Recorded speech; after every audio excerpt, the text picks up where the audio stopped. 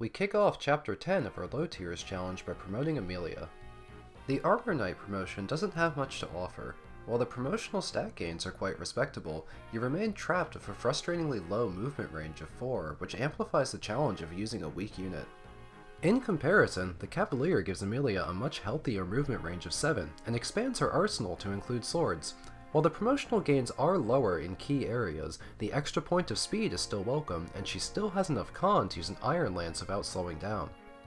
As a result, the Cavalier is a superior promotional choice, as the utility, maneuverability, and flexibility of mounted units grants her far more privileges than she'd have as an Armor Knight, which can only really boast a slight advantage in the defensive stat and not much else. However, this isn't your average Amelia. As a reminder, my Amelia has gained pretty much exclusively defense in her early levels. You see, this playthrough wasn't going to be optimal the moment I decided to use bad characters on purpose, and I reserved the right to make it worse. We're going to see if Amelia is good as a general.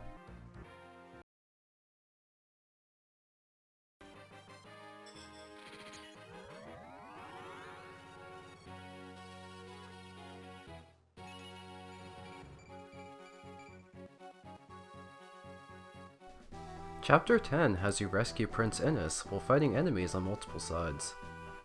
My plan is to have Gilliam distract most of the enemies on the right side of the map while I send the bulk of my unit south to rescue Innes. I also plan on training Amelia when possible. I use Gilliam's Javelin to take out the mages on turn 1, freeing up these mercenaries is good training fodder for Amelia. With their high speed but low strength, they can't do meaningful damage to her. I have Gilliam advance to the east with the intention of soloing half the map. However, Gilliam cannot defeat mercenaries or myrmidons in a single round of combat, meaning I might be able to weaken them and bait them out towards Amelia for some experience. There are 3 units I can recruit this chapter. To the south there's Innes, Garrick, and Tethys, and there's a myrmidon in the lower right corner of the map that I can recruit using Garrick. I need to get Eirika to the south side of the map to recruit the green units before they move too much and get out of hand. So far, both Eirika and Colm have gotten much needed points of strength this chapter. I'm thinking of promoting Colm after the chapter, but I think he's destined to have single-digit strength even after promotion. Amelia's first level up was terrible, but I'm kind of used to it by now. This chapter takes a long time to complete. It's not that there's too many enemies to fight or the map is particularly large, but there's a large number of moving pieces that makes the enemy phase last quite a while. In addition, there's also an allied phase where the green units have to fight. There's also going to be reinforcements coming in from the lower right, lower left, and upper left that I'll have to be prepared for. Gilliam is getting swarmed by enemies, but he's holding up quite well. There's no magical damage on the right side of the map, nor enemies dangerous enough to do any real damage to him. I attempt to set up a trickle feed of units that can run past Gilliam and fight Amelia. This doesn't always work. I found that the Myrmidons choose to attack Gilliam regardless, presumably because they can't damage Amelia either. There's been a steady stream of bandit reinforcements from the right side of the map. I'll probably have to use Gilliam to take out most of them because Amelia will fare rather poorly. Eirika is getting quite close to recruiting the new units and will be able to get them next turn. Eirika won't need to talk to all 3 of them on her own. The new units can sort of recruit each other, which is just in time because the units on the bottom right are going to start charging at the start of enemy phase. And I'm going to need to get Garrick in position to recruit the new Myrmidon, Marissa. This will be a little bit more challenging than it usually is because we're not actually allowed to use Garrick. We'll have to strip him of his weapons first and keep him out of combat while getting the recruitment. I have Eirika move to recruit Innes, who recruits Tethys and Garrick in turn. It's time for some new unit evaluations.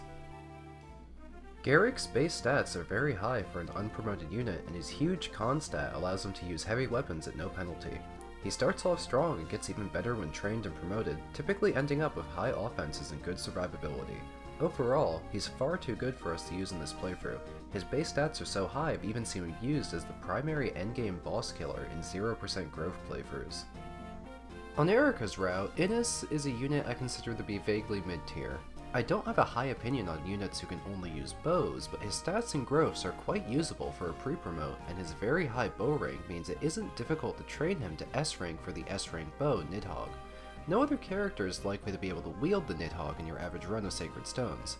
We won't be using Innes, but we'll do our best to have Neimi fill his shoes. Tethys is a unique unit that is used purely for utility and can't participate in combat. Dancers allow for flexible and unique strategies since they can grant your other units an additional turn, and she's generally considered to be a very good unit as a result of this. Unlike other unit types, she requires absolutely zero training to have a large impact on the battlefield. We won't be using her for our playthrough. Marissa has nearly identical join stats as Joshua from Chapter 5, except she's worse. Her con stat is lower, her sword rank is lower, her growths aren't better, and we get her 5 chapters after recruiting Joshua. It's honestly insulting how weak she is in comparison. If we compare her to Garrick, who also joins this chapter, Garrick matches her speed stat while outright doubling her strength and con, and is much more sturdy on top of having a better sword rank. Marissa is a terrible unit in comparison, so we'll begrudgingly add her to the team and try to make her work. Maybe she can befriend Colm. Let's get back to the chapter. So, none of our free new units are actually usable for this run, so we have to work to gain the one we can use. To be honest, I'm not very excited about training Marissa. We already have a couple fragile weak swordies in Eirika and Colm. The main thing Marissa has going for her that we don't already have is access to the Swordsmaster promotion for plus 15 crit. Annoyingly, we don't have much in the room of support partners for her, and her ice affinity doesn't even grant a critical hit rate. I'm more interested in training Amelia, mostly for the meme of it, but genuinely, we might get a unit with a good mix of strength, speed, and defense for that, while Marissa is probably destined to be fragile no matter what we do. However, as with all of the low tiers, I do make a genuine promise to attempt to use every single low tier in this game, so we'll try and see how far she goes. I had positioned my units carefully to allow units to run in front of Marissa and die on Ross, while Garrick is exactly 5 tiles away, enough to move in and scoop up the recruitment. While Marissa's starting stats are kind of low, she does come with a fairly unique weapon, the Shamshir, which can only be used by Myrmidons. It actually has a pretty good might stat for its low weight and has a good crit rate to boot. We actually can use the Shamshir in a couple units besides Marissa, but there are some restrictions there. If we promote Colm into an assassin, he's considered Myrmidon adjacent and gains the ability to use the weapon. Also, for some reason, Eirika seems to be able to use Myrmidon locked weapons with no restrictions. A major wave of reinforcements has arrived. I'd like to take these out and steal that talisman off of the Pegasus Knight while I'm at it. I'll have Gilliam and Amelia take out the upper left wave of reinforcements while the rest of my army works on this one. The horses that spawn down the bottom right can simply catch up to me once I'm done. I attempt to lure the Pegasus Knights north near Ross to give myself enough room on land to fight them. I also let Marissa borrow some of Colm's swords because he won't be using them anyway. Pegasus Knights have a low strength stat, so I'm not scared to let them brawl Amelia a little bit.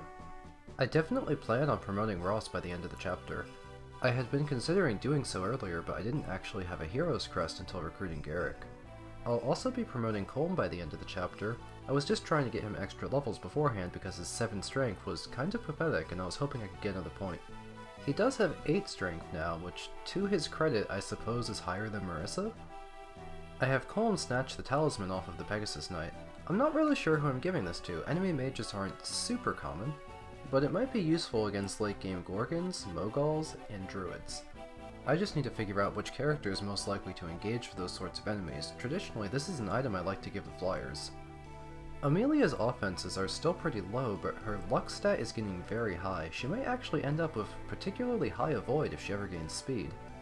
The way that the avoid stat is calculated is that every point of speed contributes to 2 avoid, while every point of luck contributes to 1. As another high luck character, Ross actually has a decent avoid stat due to this, even though his speed is still not very high. These incoming Cavaliers are much more dangerous than the Pegasus Knight reinforcements because they have much higher stats. Eirika's Rapier works well here, but it's a shame I didn't get the backup one in Chapter 9. I'm almost running out. I speed up my footage even faster because we're entering a slow cleanup phase of this chapter, and honestly, this chapter has been kind of dragging on. Unsurprisingly, Marissa fails to gain strength, something I expect to repeat every single time she gains the level. I slowly consolidate my army so they can take on the remainder of the chapter, which is just a couple units past the door to the northeast. I plan on giving that experience to Amelia, and then finding someone who can safely kill the boss. The boss of this chapter is extremely annoying because his weapon, the Divine Tome, has an inherent 10% chance to crit. Because most units do not have very high resistance, and the boss has decent stats, this means the boss has a low percent chance to one-shot just about anyone in the army. However, Ross has such an incredibly high luck stat that he has a 0% chance to take a critical hit from the boss, even without support bonuses. That Lance Reaver I obtained would be a perfect weapon for Marissa if she actually knew how to use it. Honestly, joining with D Sword is kind of insulting at this point of the game. The reason for all of the elaborate rescue dropping I did while advancing was to protect my units from the ballistas. There's also an arena in this part of the chapter, but in a no grinding playthrough, I don't allow myself to use them. Also, I don't like arenas very much. They try kind of hard to counter your units sometimes, and I've been one-shot by Silver Sword Swordmasters. I decide to have Ross solo the boss, but this process isn't very fast. Ross gets two-shot by the boss, meaning he can't attack on player phase without getting healed before enemy phase. Additionally, the boss is very evasive, and Ross is not my most accurate character. There's no intentional boss abuse going on here, it's just that Ross can't hit and I don't want to risk my other units attacking in case they eat a critical hit. While Ross eventually gets his hits in, he gained more experience than I anticipated from how long the fight took. I might get him one more level before promoting as a result. Thank you for watching.